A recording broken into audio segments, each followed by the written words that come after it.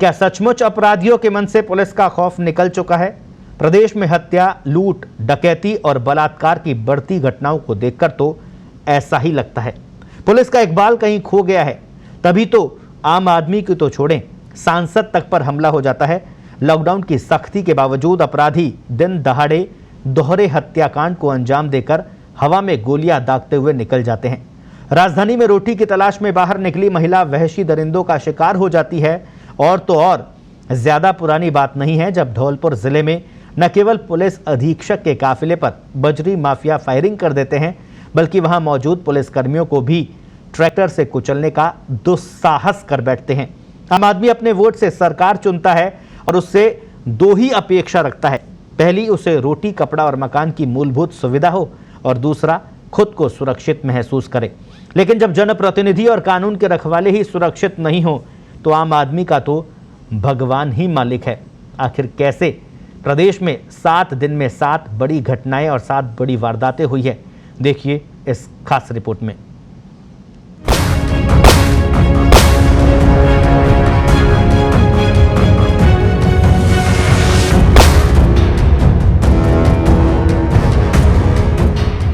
ये तस्वीरें बता रही है कि प्रदेश में गुंडा राज बढ़ गया है।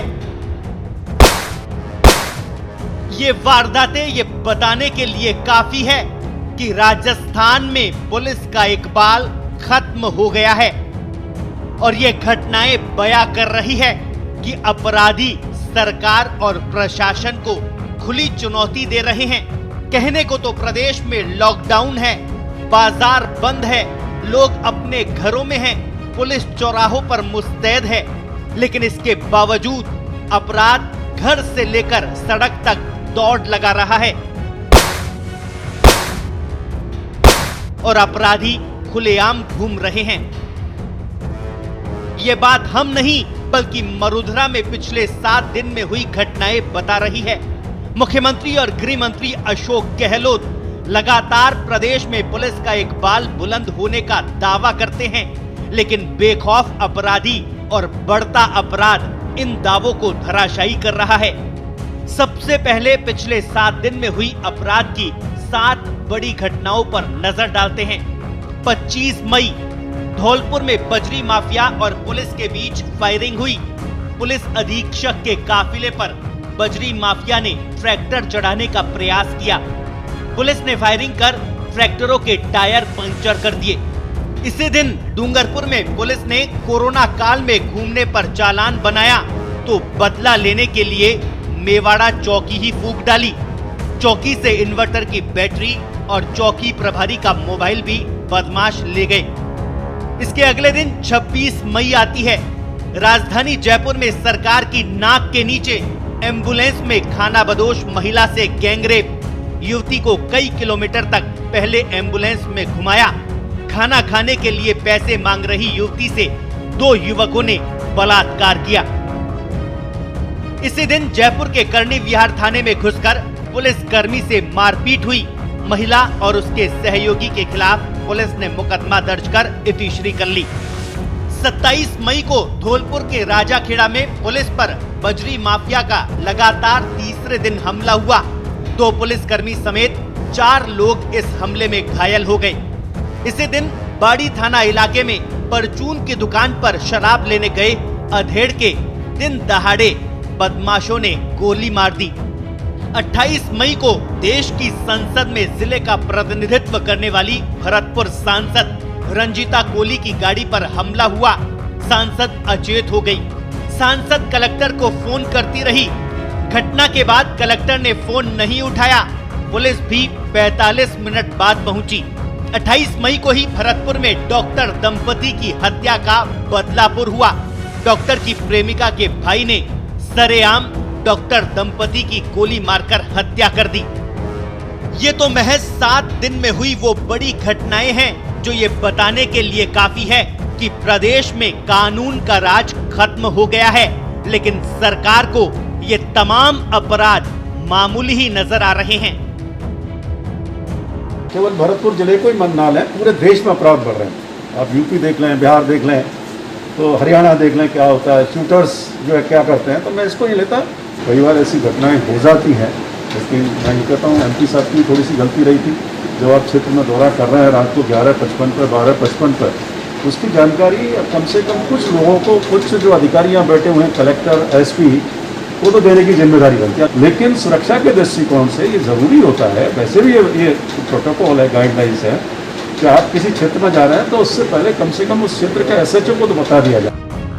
तो मुख्यमंत्री के खास सिपह सालार और सरकार में चिकित्सा राज्य मंत्री सुभाष गर्ग को ये लगता है कि सांसद रंजीता कोली को रात में जनता की सेवा नहीं करनी चाहिए थी।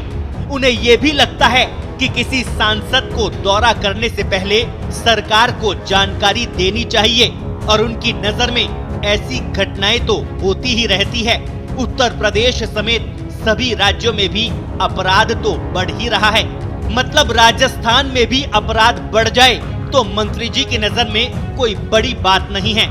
अब जरा मंत्री जी को याद दिलाएं कि सूबे के मुखिया यानी अशोक गहलोत ने 2 साल पहले क्या कहा था। हमारी सरकार आमजन को संवेदनशील, पारदर्शी और जवाबदेह शासन देना चाहती है। पुलिस अधीक्षकों पर इसकी महत्वपूर्ण जिम्मेदारी है। सरकार की इस मंशा को थाना स्तर और प्रत्येक कांस्टेबल स्तर तक पहुंचाए। राजस्थान पुलिस की देश भर में अच्छी छवि रही है। मेरा सपना है कि राजस्थान पुलिस देश में नंबर 1 हो। जी हाँ, यही कहा था मुख्यमंत्री अशोक गहलोत ने 4 सितंबर 2019 को, जब उन्होंने पुलिस मुख्यालय में सभी पुलिस अधीक्षकों और रेंज पुलिस महानिरीक्षकों की बैठक को संबोधित किया था। 2 साल होने को आए, पुलिस मुख्यालय में इस तरह की बैठकों को नई शुरुआत बताया था। ये भी कहा था कि पुलिस को राजनीतिक दखलंदाजी से दूर रखा जाएगा और प्रयास होगा कि पुलिस बिना किसी भेदभाव के अपने काम को अंजाम दे सके। लेकिन क्या सचमुच ऐसा हो रहा है? कोरोना की पहली लहर में और आज भी पुलिस कई मोर्चों पर सजगता से अपना काम कर रही है, लेकिन कानून व्यवस्था को चुनौती देती घटनाओं से ऐसा भी लग रहा है कि पुलिस तंत्र में जंग लगने लगी है। कहीं पुलिस से प्रताड़ित होकर आत्महत्या के मामले सामने आते हैं तो कहीं पुलिस के आला अफसरों की मासिक बंदी के मामले। ऐसा लगता है कि पुलिस जनता का सेवक नहीं बल्कि उनका भक्षक बनने लगी है। अपहरण, बलात्कार, हत्याएं और मारपीट की घटनाएं संवेदनशील, जवाबदेह और पारदर्शी प्रशासन के मुख्यमंत्री के दावे को मुंह चिढ़ाती नजर आती है। ऐसे में सवाल ये, क्या पुलिसिंग में जन भागीदारी घटती जा रही है? क्या पुलिस गश्त और नाकेबंदी में खाना पूर्ति हो रही है? क्या पुलिस में सिफारिशी सिस्टम ने दक्षता घटाई? क्या कमिश्नरेट सिस्टम अपने मकसद में कामयाब रहा है? क्या सचमुच अपराधियों के आगे लाचार होती जा रही है हमारी पुलिस? क्या लोगों का कानून से विश्वास उठ गया है और अपराधी खुद ही सजा देने लग गए हैं? सरे राह में भरी सड़क पर गोली मारकर हत्या हो जाए, आखिर इस पर भी तो आप अपना सिमुख खोलो कि राजस्थान की कानून व्यवस्था की ये धज्जियां कब तक उड़ती रहेगी और कब तक लोग इसके शिकार होते रहेंगे। ये बातें सिद्ध कर रही है कि इस दहशतगर्दी के अंदर अब कोई बचा नहीं। पूरे प्रदेश में जब जनप्रतिनिधियों पर इस प्रकार के हमले होंगे तो दहशतगर्दी का वातावरण ही बनेगा। मैं इस घटना की निंदा करता हूं और उम्मीद करता हूं कि पुलिस प्रशासन दोषियों के विरुद्ध में कार्रवाई करेगा। मुझे लगता है कि राजस्थान पुलिस की पंचलाइन अपराधियों में भय और आमजन में विश्वास, ये ध्येय वाक्य बदल गया। अपराधियों में विश्वास है, उनके हौसले बढ़े और आमजन सुरक्षित नहीं है।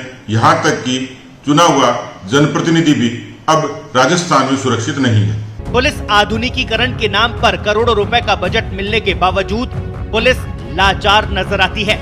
ये आम धारणा बन चुकी है कि पुलिस का अपराधियों से गठजोड़ है। वहीं पुलिस में हावी होता भ्रष्ट तंत्र अपराधियों को प्रश्रय दे रहा है। इसीलिए चर्चा आम है कि पुलिस में बिना पैसे कोई काम नहीं होता। जरूरत है पुलिस बल को उसकी शक्तियां और कर्तव्य याद दिलाने की, क्योंकि पुलिस बल के कर्तव्य निर्वहन पर ही आम जन चैन की नींद सो सकेगा। स्पेशल रिपोर्ट, पत्रिका टीवी।